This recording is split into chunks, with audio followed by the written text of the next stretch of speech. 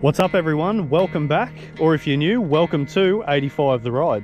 As you can see, I've finally picked up my Indian Scout bobber. I've only had it for a few days now. Went down to Sydney and rode it back, and I've got to say I'm absolutely stoked with the build. Absolutely love this bike, and the best thing about it is it rides even better than it looks.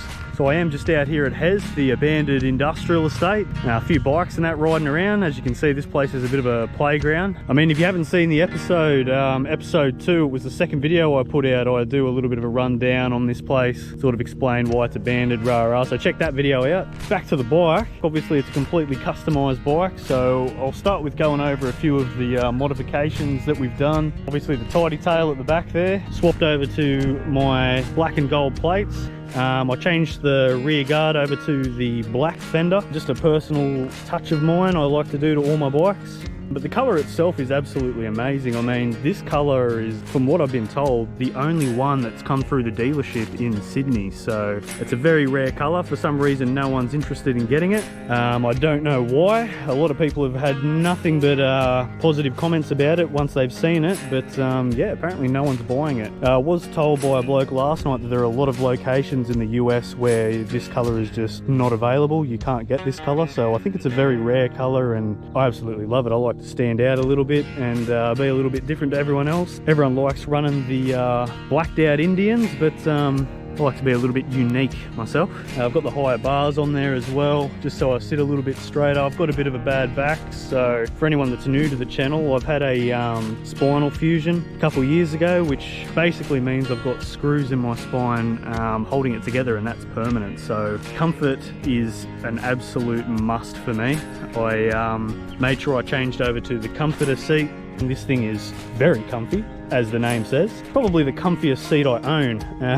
So we also upgraded the shocks to the piggyback shocks. These are great. You've got your compression and rebound adjustments, compression up the top, rebound down the bottom, and they're as simple as just getting off the bike and giving this a little twist.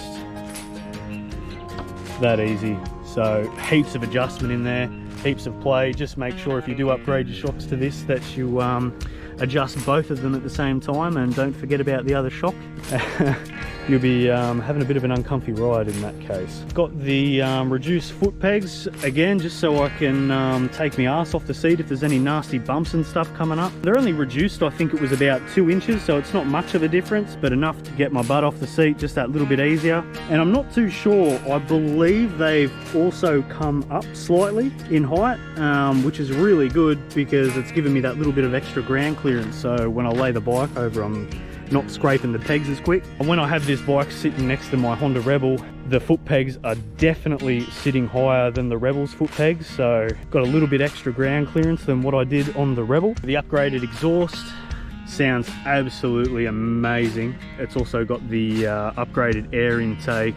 The airbox has all been changed over, so the bike's been tuned to put out now 110 horsepower roughly over the 100 horsepower that they come out with. I worked in with the dealership, so Indian isn't allowed to sell any performance enhancing parts anymore, so I had to source those outside the dealership and have them put on again outside of the dealership and have the bike tuned and all that, and they were really good. They got the job done. I do need to get a phone mount, so we've got a little USB port up here as well. Pretty handy, so I can charge my phone whilst I'm riding. It's a 12.5 litre fuel tank, so again, not much bigger than the Rebels, but it sits a lot fatter. I love the look of it. We're going away from the digital. Again, I absolutely love this old school style dial. The end bar mirrors facing down. They're different to ride with. I find I've got to lift my arm up slightly to see into them. I'm used to having the mirrors up top, but they're not too bad. They're not too bad. Something I'll get used to. So I do have the passenger foot pegs on here at the moment. I do have a passenger seat as well with the little backrest, but I've just got that off for now. And have a go with this V-twin. I mean, you don't even have to be into motorcycles to know that that looks good. Such an attention grabber. I absolutely love the style of the engine on this bike. Another little thing I absolutely love about these bikes is a little detail. So you've got the little Indian eye on both shocks, on the exhaust tips, obviously on the engine there. Yeah, fuel tank, little Indian symbol up on the levers here. And this bike is just riddled with hidden detail absolutely everywhere. Indian engraved on the seat there. Even the stock seat has the Indian symbol on there. Got the upgraded headlight to the LED headlight. Kind of knobby, aggressive looking tyres. They just look absolutely amazing. Alright, so enough talking about the bike. Let's jump on and go for a bit of a ride and see how she goes. Alright guys, let's get going.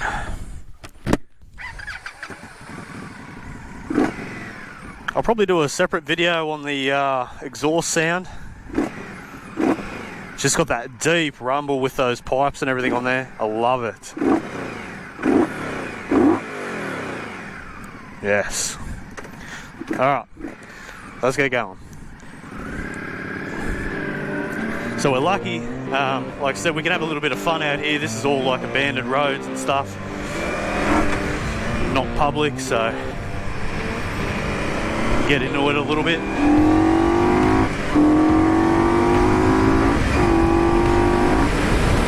Only clicking up into 5th and we're going pretty quick. So, you know, the power is like, this bike is just super responsive after the after it's been on the dyno and that.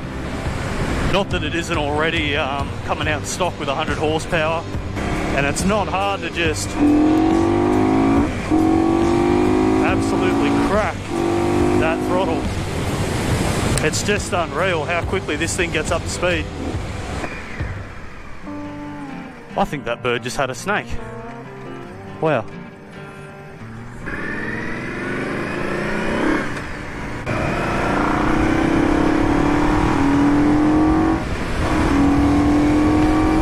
Oh, that sounds good. And I don't want to go too silly out here, but obviously give you guys a bit of a idea on what this thing rides like. So it's similar to the Rebel, super nimble.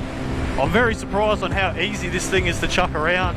It is a little bit, like, you can feel the weight of this bike is a little bit more, but again, I'm so surprised on how easy it is to throw around. And it's strange, inside corners and stuff like that, like if you're turning around in a car park or something, it's actually easier to turn on and balance, maybe because of the extra weight behind it, but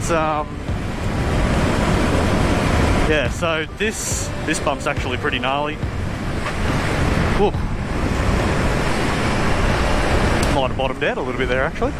I know the wheelbase on this thing is a little bit longer than the Rebels, but again, no matter what gear you're in, what you're doing, as soon as you start feeding on that power, she really wants to get moving. So absolutely stoked at the moment with the performance of this machine. It's absolutely unreal. Choice bike to ride. This bike is definitely a great upgrade coming from the Rebel. If you're someone that's looking to upgrade, obviously check out the Rebel 1100, but if you're looking to go a bit more cruiser style, I couldn't recommend this bike anymore. I mean, if you want something a little bit more set up for, I guess, long distance, check out the Indian Chief as well. But you know, for something that you know, you can use just to muck around on, it's nice and light, you can take it in town and that. Yeah, this bike's great for it, great for the twisties. We're back on public road now, so we've got to be a bit mindful of our speed. With these tyres, these Pirelli tyres, man, they're just so grippy. I actually chucked the Pirelli Night Dragons on the Honda Rebel. I can't remember what these ones are. They're sort of like got that knobby sort of look to them. They still grip, eh? Plenty of grip in the corners. It just ticks all the boxes for me. One complaint I do have, you don't have a level on this thing to tell you how much fuel you've got. You just get the red fuel light come on. So I haven't been able to test how long I get with that red light being on. I almost ran out of fuel coming home, just made it to the fuel station. So it's one thing I'm going to have to learn. Probably my biggest hate about this bike so far. Pretty much my only hate, I guess. I'm definitely getting used to those mirrors. Again, I've got to kind of raise my arm just to be safe, to have a really good look in there, but you can see them from where I'm sitting. It's just, I guess, a little different to what I'm used to. So, but all in all, comfort-wise, I can't express it enough. It's the comfiest seat I own. I know when I test rode the stock Indian Scout, it definitely was a lot harsher. So if you have a any form of Indian scouting that's a little bit uncomfy, just upgrade the suspension. It's well worth it. Get a Comfiest Seat. I couldn't recommend it anymore. I tried a few different seats on my Rebel. None of those are as comfy as what this one is. So, and the colour of this thing too, eh? Like, depending on whether it's in shade or complete sun, that maroon definitely changes colour. Goes more of a reddy colour in the sun, whereas in the shade it's like a dark burgundy. I absolutely love the colour change. I mean, look at that. You can see the metallic fleck through it. Absolutely beautiful. I can't see why it's not more popular. So people just seem to want to have blacked out Indians, and I don't know. I don't like looking the same as everyone else. I like having my own sort of style. So this thing definitely ticks that box. A couple other things I was thinking of doing. I want to chuck the black boot covers down on the bottom of the front shock there to cover up that silver. The same as what I've done to my Rebel. I think I'll definitely do that one, but I was also thinking about blacking out the tank badges, but I was thinking about that before I seen the bike, but now that I've seen the bike in person, it really matches that V-twin. The top of the head's on that. It sort of flows through really nicely. I might keep those silver, I might black them out, I don't know yet. Just looks solid, looks tanky. Such a compact little bike with that sexy V-twin.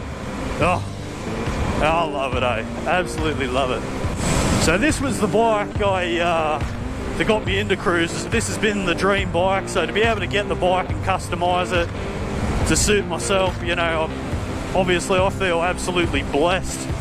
Very grateful to have the opportunity to build such a beautiful bike. And look at this day, we've got a gorgeous day. The weather's been pretty trash here in Australia the last couple months.